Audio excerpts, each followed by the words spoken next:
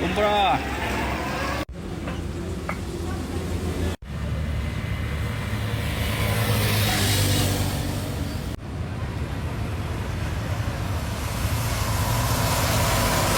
ভাই যাচ্ছিলাম হলো আপনার ফরিদপুর আর হলো মাগুরা, বুঝছেন? এই মোটরসাইকেলের একটা মাছের গাড়িটা হলো বাম পাশে, আর মোটরসাইকেল মাঝখান দিয়ে ঠেলে দিলে পরে হালকা তো রাস্তা পিছলে ব্রেকে পা দিলে গাড়ি ডানি ঢুকে গেছে।